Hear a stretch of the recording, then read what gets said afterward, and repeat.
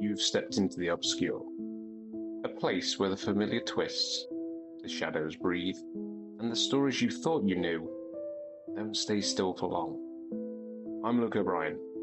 Settle in. Tonight, we wander into the dark, together. Welcome back to The Obscure, the podcast that peers into the quiet corners of the world, where the strange waits patiently to be noticed. Tonight's story is not about ghosts. Well, not exactly. It's about a house that didn't want to be haunted. It wanted to be heard.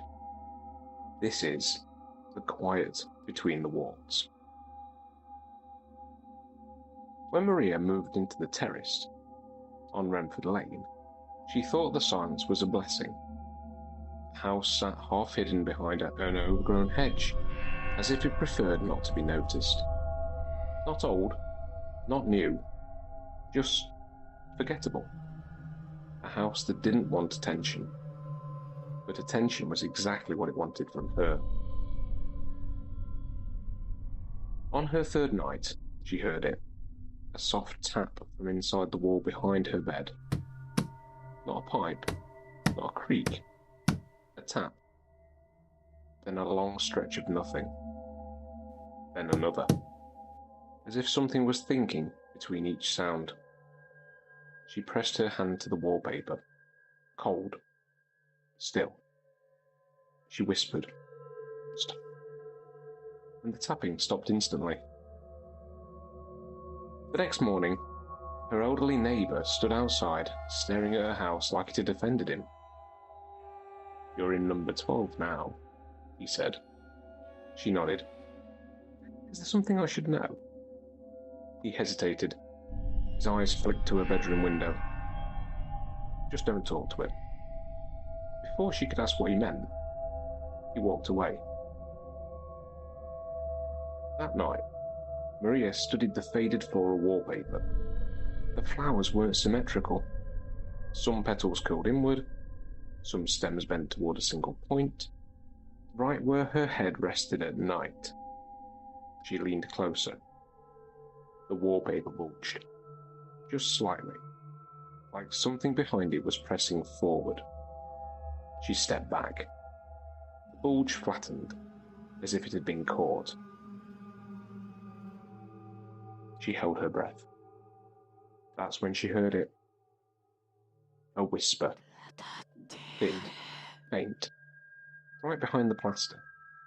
Not words, just syllables trying to shape themselves.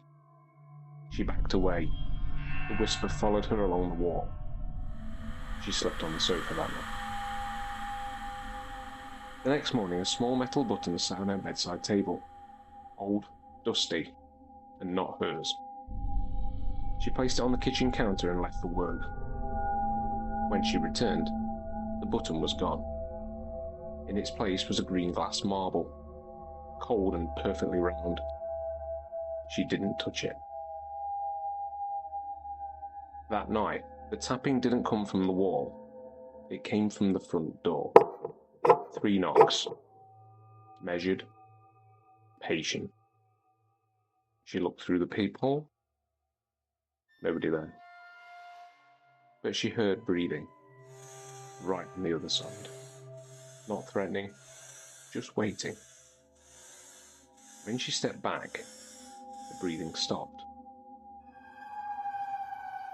The house wasn't haunted. The house was alive. And it was lonely. It had been trying to talk to her, to give her things, to get her attention. She remembered the neighbour's warning.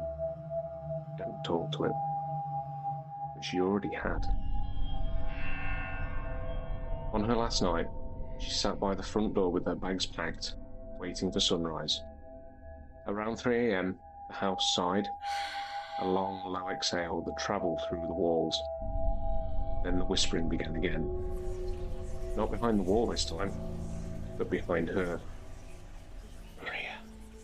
Her name, soft, hopeful, like a child calling for a parent. She didn't turn around. Floorboards bent gently as if something was kneeling behind her. Maria, Stay. She bolted out the door. The whisper followed her into the street. Maria, don't go. But she didn't look back. She moved across town. New flat, new walls, new silence. Sometimes late at night she hears a faint tapping. Not from the walls, but from the front door. A slow, patient rhythm, as if something has finally found her again and is waiting to be let in. Thanks for listening. And if your walls are quiet tonight, just listen a little closer, just in case they're trying to say something. Stay curious, stay cautious, stay obscure.